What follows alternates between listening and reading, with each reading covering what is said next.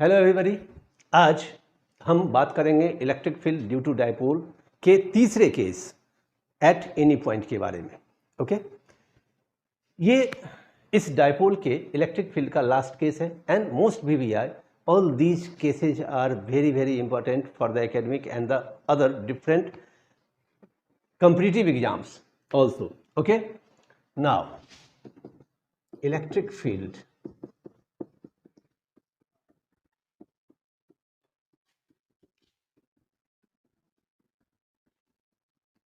due to dipole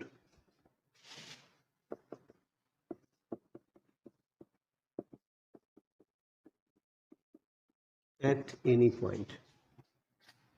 Okay,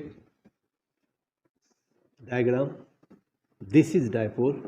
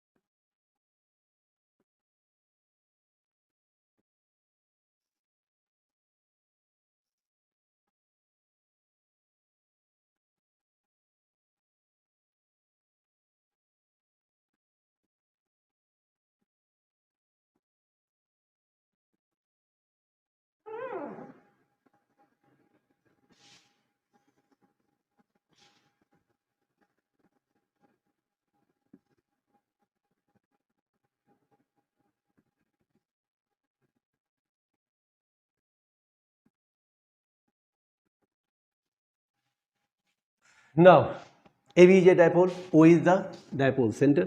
हम बात कर रहे हैं एट एनी पॉइंट की। देखिए, इसको वेरी क्लियरली समझिए कि मान लीजिए ये कोई डायपोल है -Q + Q, तो ऑन द एक्सिस जब हमने बात किया था तो हमने पॉइंट P लिया था इसके सीध में। ऑन द इक्वेटर की बात की तो लिया ठीक वर्टिकल यानी परपेंडिकुलर यानी 90 डिग्री के एंगल पर।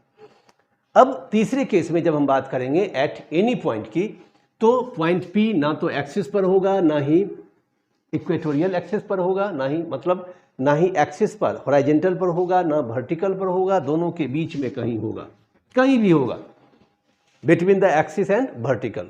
ओके, यहां आपको दिख रहा है कि on the eight any point K को हमने माना है। ओके, तो इस पॉइंट K पर E के दो वैल्यू, एक E1 दूसरा E2। तो यहां एक बेनिफिट ये है कि आपको पर्टिकुलर निकालना नहीं है। यहां पॉइंट K पर भी दोनों एक्सिस हैं, एक है KL हॉरिजॉन्टल एक्सिस E1, दूसरा है KM वर्टिकल एक्सिस जिसका वैल्यू हमने मान लिया E2। एक को मान लिया E1, दूसरे को मान लिया E2। एक KL कहाँ है? On the axis, that means on the horizontal axis, and KM is on the vertical axis. Okay, हमको यहां सिंपली क्या करना है कि E1 पर हॉरिजॉन्टल का फॉर्मूला क्या है? 1/4πε0 2p/r³ अप्लाई करना है, और E2 पर वर्टिकल यानी इक्वेटोरियल एक्सिस का फॉर्मूला 1/4πε0 p/r³ अप्लाई करना है, डिराइव नहीं करना है। ठीक, अब E1 और E2 दोनों का रिजल्टेंट हो जाएगा E, दैट मीन्स KN। ठीक है, तो चलिए यहां एक पैरेललोग्राम बन जाता है KLNM। E2 तो ये भी E2, ये E1 तो ये भी E1। ओके, चलते हैं। Let an electric dipole AB of dipole moment vector P at any point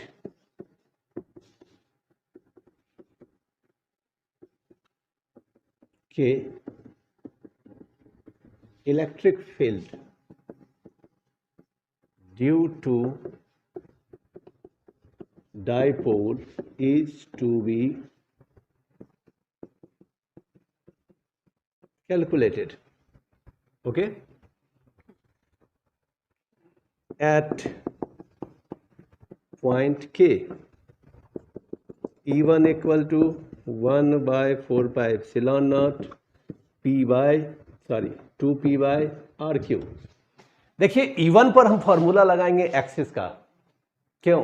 क्योंकि E1 इस साइड A1 B1 के सीध में है, ठीक है।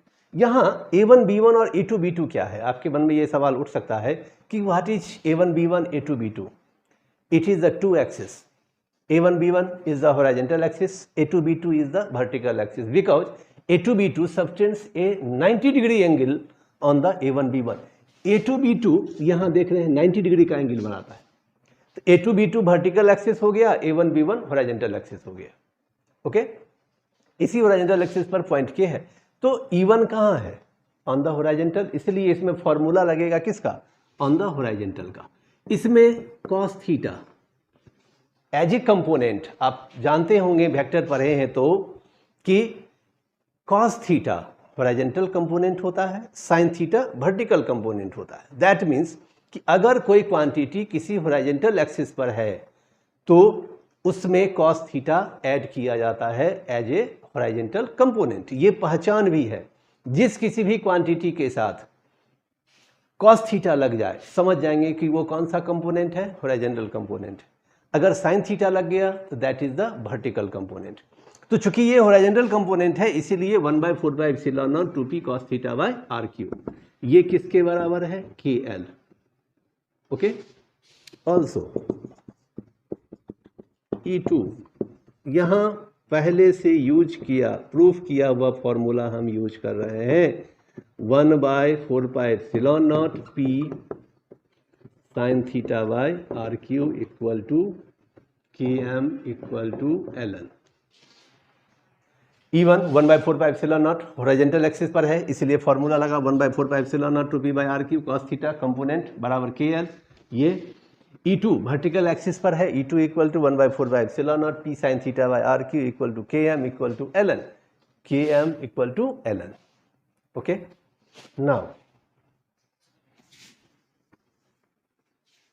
for triangle KLN,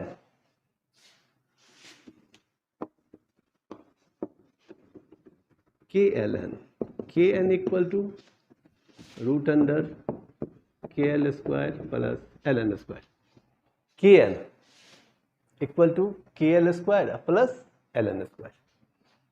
KN E है रिजल्टेंट, KL क्या है? E1 square plus E2 square, okay। Now E equal to value of the both, E1 1/4 pi epsilon naught 2p cos theta by RQ square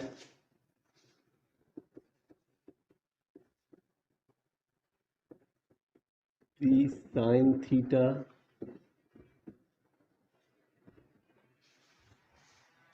okay.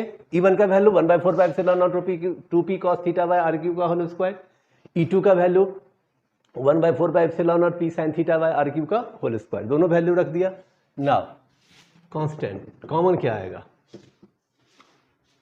1/4 pi epsilon naught P by RQ का square, ये दोनों में से common आ गया, क्या बचा? 2 cos theta square plus sine square theta, 2 cos थीटा का स्क्वायर प्लस साइन थीटा का स्क्वायर, साइन स्क्वायर थीटा, ये स्क्वायर है बाहर हो जाएगा, 1/4 pi epsilon naught P by RQ, यहाँ क्या बचा? 4 cos square theta plus sine square theta, okay.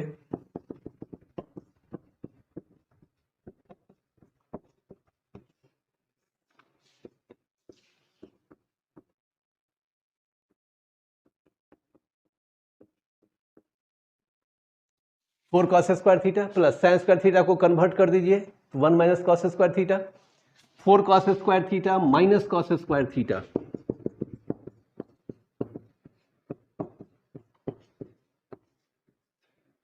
Three cos square theta plus 1.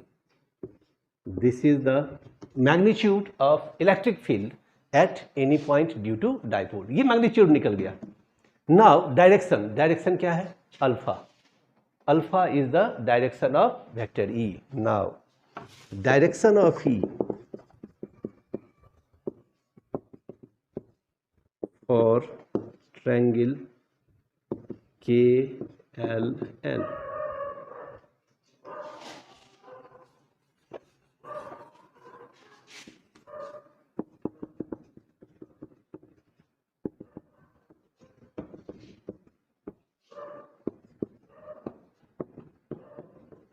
For triangle KLN,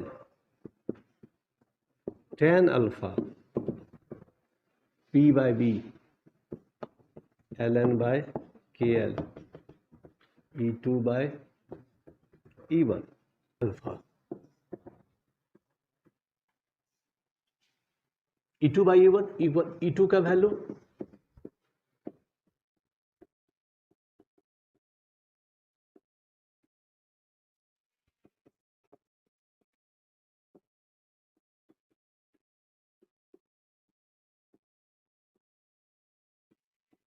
cut गया, tan alpha equal to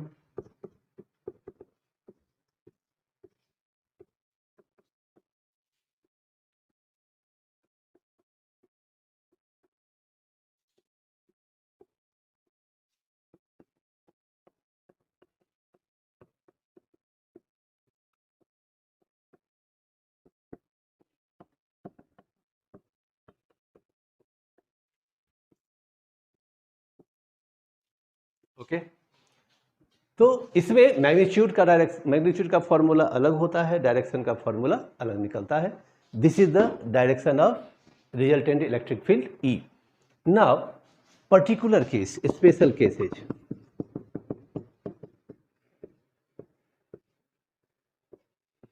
case first, if theta equal to 0 degree,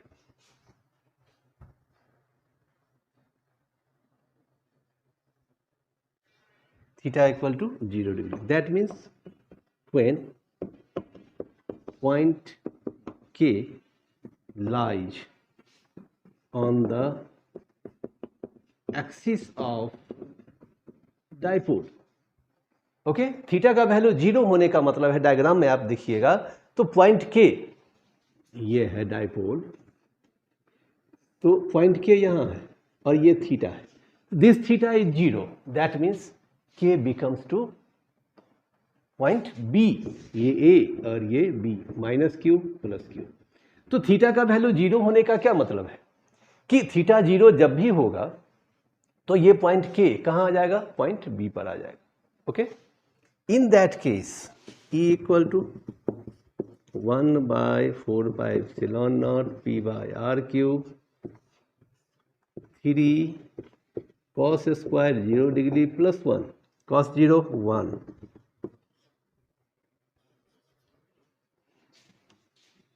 E equal to 1 by 4 by epsilon naught P by R cube into 2. 3 cos square theta, cos 0 1, so 3 plus 1 4, 4 का root 2. Okay, this is, और ये formula आप पढ़ चुके हैं, on the axis of dipole. ये formula कहाँ होता है? On the axis of dipole. Case second, theta equal to 90 degree if point K lies on the equatorial axis of dipole. इसका मतलब क्या हुआ कि point K, this is the dipole, minus Q plus Q, O, point K कहाँ होगा? यहाँ होगा. Here theta equal to 90 degree. Okay, in that case E equal to 1/4πε0 P by R cube 3 cos square 90 degree plus 1 cos 90 0 0 plus 1 1 1 का root 1 that means E equal to 1/4πε0 P by R cube on the equatorial axis. Okay, तो ये दो cases के हैं, special cases. तो इस तरह से ये आपका electric field due to dipole का लास्ट टॉपिक था at any point. Most VBI all these 3 topics for both academic as well as competitive exams. So फिर नेक्स्ट वीडियो में इससे आगे वाले टॉपिक की चर्चा होगी। ओके, मोस्ट प्रोबेबली अब हम लोग इलेक्ट्रिक फ्लक्स गॉसेस थ्योरम इसमें इन करेंगे। ओके, तब तक के लिए थैंक यू।